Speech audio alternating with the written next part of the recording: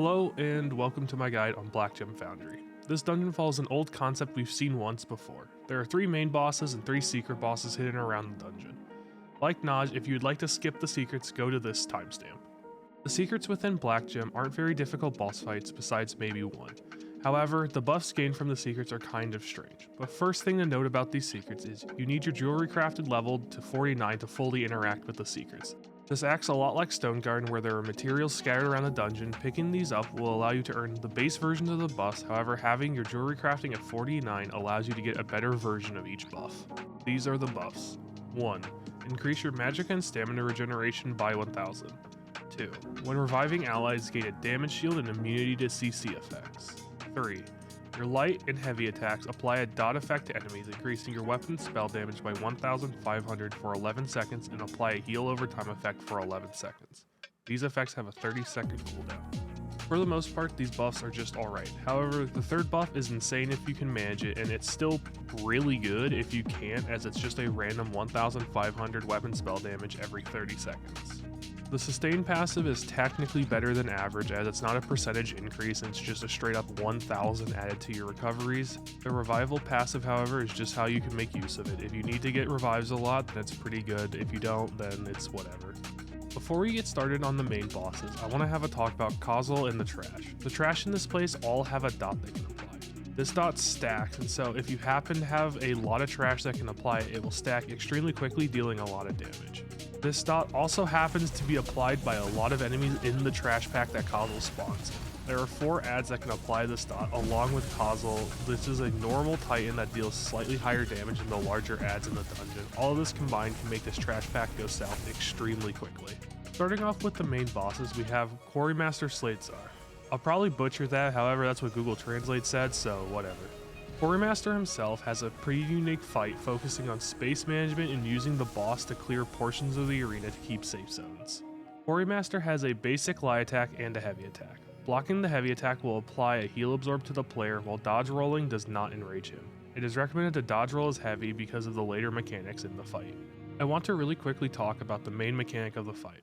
Throughout the fight, black gem shards will fall from the ceiling, causing damage around them. At certain percentages throughout the fight, Quarrymaster will dive under the arena, summoning a yellow ring around the middle or outside of the arena. This AoE will push you away from whatever side it is on, and if you touch anything while being knocked away, it will instantly kill a player. This includes the black gem shards falling from the ceiling. To mitigate how many shards are on the floor at a time, you can use Quarrymaster's attacks to break the black gem shards. This is to keep areas clean and allow players to be flung back and forth by the AoEs. Back to the mechanics of the fight, however, we have Black Gem Splinters. Throughout the fight, Quarrymaster will summon an AoE below every player. This AoE tracks a player, and if it goes off, will knock players back. This effect can be blocked. However, when the AoE goes off, no matter what, the players will be affected by the Black Gem Splinters dot. This dot starts dealing moderate damage, quickly ramping to insta-killing the player. Throughout the fight, Quarrymaster will cast Galvanizing Blow and Galvantic Charge. Lightning attacks made by Quarrymaster cleanse the dot effect and destroy black gem shards. Galvanizing Blow, Quarrymaster will summon a cone of lightning in front of him. This should be pointed at the group if the black gem dot is active or a large group of crystals. Galvantic Charge. Throughout the fight, Quarrymaster will charge towards the furthest player from him, dealing moderate damage to anyone in the impact. This effect also cleanses the dot from black gem splinters. Stone Atronachs. Throughout the fight, Quarrymaster will either make the single large Atro in the middle of the arena or the smaller ones around the outside start slamming their pads. This forces the group either away from the center or towards it. Note, as the tank, you won't instantly die if you have to step into this AoE to grab something or whatever else you may have to do, so take your time moving around. Next, let's talk more about the main mechanic of the fight that will probably end more runs than anything else. Rupture.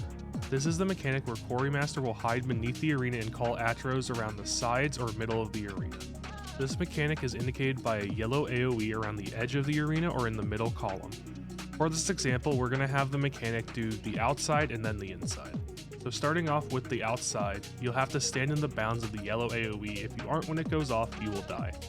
Along with this, you need a clear line of sight from the outside of the arena to the middle. If you hit anything before landing, it is an instant death. On hard mode, he will do the outside and then the inside within the same phase.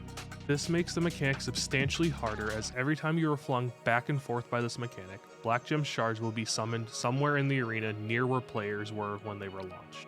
The middle circle acts the exact same way, except instead of being flung towards the center, you are flung towards the outside instead. The last thing we need to talk about is along the edges of the arena in the center column, there are crystal spikes. Standing in this applies a dot to the player that deals very heavy damage and can kill very quickly. Once you have Quarrymaster past this point though, he himself is just rinse repeat until he's dead. Now that that's out of the way, however, we can talk about probably one of the hardest parts of the fight and something that will probably end up killing most people at some point. Galvanizing imps. Throughout the fight, imps will spawn randomly along the outside of the arena. These should be prioritized unless you know you can kill Quarrymaster before they become a problem. These imps cast two things, a Lie attack that does absolutely nothing, and then just Zoran's heavy attack. It is basically the same thing, though it does slightly less damage. When one imp is casting the heavy, everyone in the group should block, as the heavy hits everyone within a certain range of the main target. Some quick tips for this fight. It's like a lot of dungeon bosses and bosses in general, where beating it faster is the best way to do it. The faster the fight ends, the safer it is, and you can potentially skip the dot effects in second and third phases. You don't always need to point the lightning effects at the group, and you can just point them off into nowhere, destroying a bunch of crystals in the process. This is because Rupture, the mechanic, actually cleanses the dot, allowing you to, if you have the push, cleanse it without needing to use the lightning effects. Lastly, the imps are stunnable, so if you can't find other ways of dealing with them, you can technically stun them every time they channel their heavy attack. Black Gem Monstrosity. This boss is interesting but can also be difficult if people are just running all over the place. Before we start, when you first walk into the arena, watch his intro. It shows you how to deal with the mechanics, and we'll talk about that later. Starting off with his mechanics, like all enemies, Monstrosity has a light and heavy attack. The light attack isn't anything special, he just hits you and you take damage. His heavy attack, however, has to be pointed away from the group and preferably on the edge of an arena, as it makes a T-shape of AoEs where he hit. This can very quickly chew up a lot of arena space and make following mechanics quite a bit harder if you are not prepared for them. I am combining the next two mechanics together as they happen at the same time every time. Soul Focus and Black Gem Shards. Throughout the fight, Monstrosity will melt into the ground and summon 3 AoEs on 3 players. Black Gem Shards, smaller versions of the boss, will be summoned on those players. The easiest way to deal with this mechanic is they should be stacked and rolled out of as they spawn, so all of the Black Gem Shards spawn on top of each other. After a short period of time, the main boss will also re-emerge under one of the players and cast Soul Focus on the furthest player from the Monstrosity. To keep this player alive, the tank must stand in the beam and block. Depending on how tanky the player receiving the beam is, they may be able to take 1 or maybe 2 ticks of the beam before it becomes lethal without someone soaking some of the damage. The player in the beam now has to make sure they put the Black Gem Shards in the laser, as it's the quickest way to kill these, as they have very reduced damage taken from player activities. Along with this, while the shards themselves aren't extremely lethal, they slow players and deal chip damage, making the rest of the fight extremely hard. Lava Phase. During the fight, at certain percentages, the boss will teleport to the outside of the arena and fill the edges with lava. An ad will spawn in the middle, causing firewalls to spawn with a single opening in them. What you're supposed to do is walk back and forth and find the opening. Or you can just dodge roll through the wall and be lazy with it. Along with this, during certain phases, a Daedroth, Storm Atronach, Shade, and 2 trash ads will spawn. The only ad that matters during this phase is the initial mage that spawns that is summoning the walls. The other ads can still just be cleaved and stacked whenever and be killed with Monstrosity when it comes back. One quick note, I would recommend immediately killing the Shade, as it staying up for too long can become lethal with Monstrosity doing other things, as the Shade will just teleport around and cause a mass amount of AoEs to spawn, which can instantly kill players in a bad situation. Execute. In the final phase of the fight, nothing changes for one major exception. During Execute, Monstrosity will ignite either the middle or the edges of the arena, forcing players to either side. This lava doesn't instantly kill a player, however it ramps very quickly, and if ads are still alive, or not all Black Gem Shards were killed during earlier mechanics, this can become a very hard phase very quickly. However, after this point, it's just rinse repeat until Monstrosity dies. Quick tips for the fight. Since Soul Focus targets the furthest player away from the Monstrosity, if you're running with a healer, make sure they are the ones that catch the beam. This can be forced by finding the larger AoE, and as it goes off, the DPS and tank dodge roll towards it.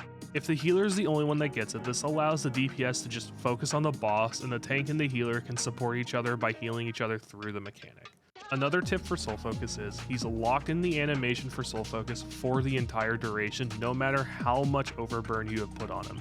You can burn this boss and make further phases a lot easier. He is kind of tanky, so it doesn't matter that much, but if you have a lot of damage, you can benefit a lot from burning him during this phase. Finally, a tip for the tank. When he heavy attacks you, try to keep it on the edge of the arena as it's a T shape, so as long as you point it towards the edge of the arena and dodge roll through as it goes off, you'll be on the other side of it and you can basically mitigate the entirety of the arena wasting mechanic. On to the final boss, and well, probably the hardest. Not really, it's easy, it's not, it has a weird puzzle, so it can be hard, who knows, it's just do it and you'll see. The final boss of Black Gem Foundry is High Soulbinder Vykand. This is probably again butchered, but I don't care. The main difficulty of this fight comes from the fact she is just a giant puzzle fight, and once you figure it out, it's really not all that difficult past that point. Starting off, I want to go over the overarching theme of the fight. There are 3 crystals within the arena, each with a different color. 1 red, 1 green, 1 yellow crystal. These crystals do matter, however we'll talk about them later. Just remember that these colors signify different mechanics. Like always, starting off with her actual mechanics, we have a light and heavy attack. The light attack is nothing special and it functions like every other light attack. Her heavy attack, however, is special. After the initial hit, she will summon AoEs under every player's feet. These go off quickly after being summoned. If a player is hit by the AoE, they will summon a refracted soul essence. We will talk about these more later, however, players should just walk in a direction or dodge roll to avoid spawning excess soul essences. Talking about soul essences, these function off the colors and have different mechanics based on what color symbol they currently have. Starting off with the basic mechanics of soul essences, they deal very high dot damage when in contact with the player. Players should be aware of them and move away from them when they are close.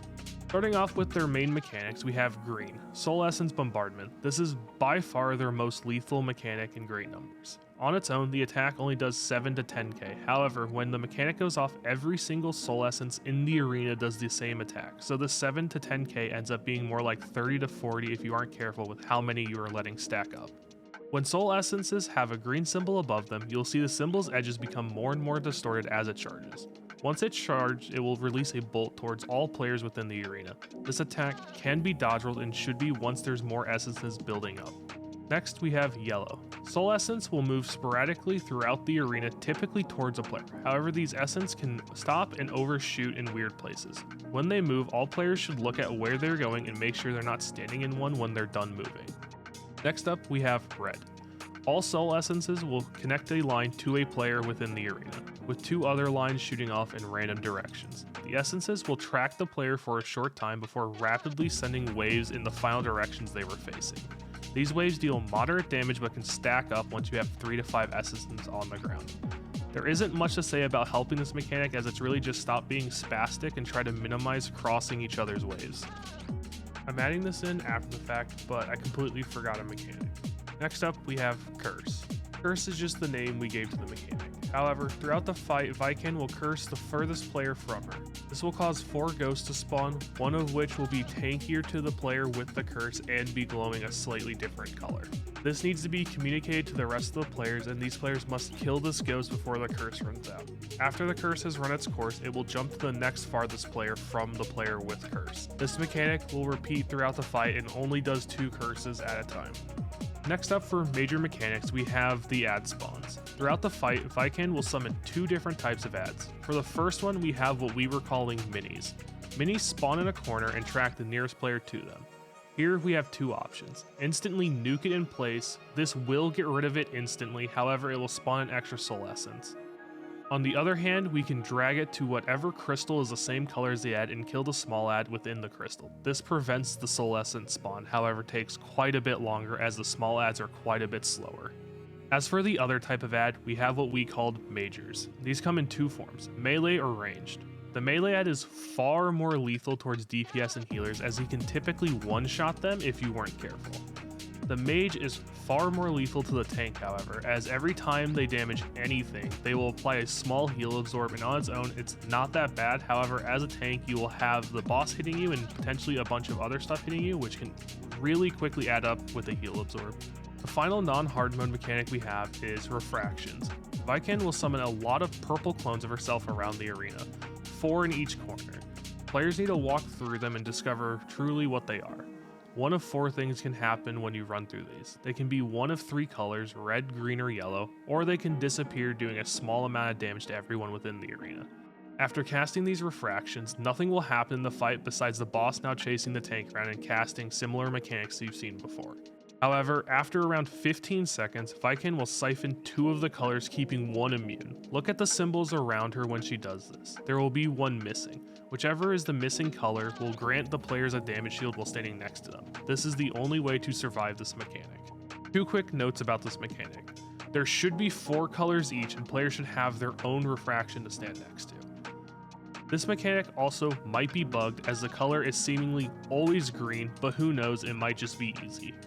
After this, however, the fight is just rinse repeat with Vykand doing mechanics on a timer. One thing to add is, the friendly NPC will throw a soul gem into the arena every so often to clear out essences. This does not mean you can 100% ignore them, as they can spawn faster than he can clear him, but he is here to help you. Really quick, I'm going to add this here, but since you're watching a guide, you probably don't care, but if you want to try to figure out the hard mode mechanic for yourself, stop watching here. I know it really doesn't matter, but some people enjoy figuring out the puzzles for themselves, and once you figure out this puzzle, it's really not that hard and it makes the fight super simple on hard mode. And warning done. Hard mode. On hard mode, this rinse repeat changes. At 60% health, Vykand will start a vision mechanic. The arena will go blue and she will summon a lot of clones of yourself. Don't worry, there's nothing you can do here, nothing is damageable, all you have to do is watch the mechanic. During Ominous Vision, players will each see her clones doing a different animation. There are 4 different animations for her to pick from. Point forward, twirl, straight, and point left. This is just what my groups call them, you can call them whatever you want, but we just kept it simple. Along with this, players will also see a glowing blue tile. All players need to do now is remember the animation she showed you and stand on your own glowing tile. If you aren't, you will be instantly killed by this mechanic once it ends. Once it does end, however, she will continue mechanics for a short time and then teleport to the center of the arena and cast Annihilation. She will pick one of the 4 animations shown to the players. Whatever player saw that animation within the vision needs to call out to their team that that is their animation. Once this is called, that player should also tell the rest of the group what tile they had. This is the safe tile for the mechanic. If you are on any other tile, you will be instantly killed by Annihilation. After 60%, this mechanic is seemingly on a timer and will just happen throughout the rest of the fight. But you have now made it through everything Vykand can throw at you, and there are some mechanic combinations that are worse than others, but nothing in here is just, you will die right now and there's nothing you can do about it. Some tips for the fight. During Vision, if you are communicating with your team, it is a lot easier to just say nothing and just remember what you see for yourself. Only say something once she shows you the animation she has picked with Annihilation. A tip for the tank. As the tank, you can let the mage ad roam freely, as it doesn't do a lot of damage itself. However, it mixed with the boss hitting you and some other stuff that can go around is really bad. This isn't always going to be the case, as you do need people to be aware that there is going to be an extra mob hitting them. However, if they can adjust to it, it's not that bad. The melee ad, on the other hand, yeah, do not let it roam. If it hits anything other than you, it will probably kill what it is hitting.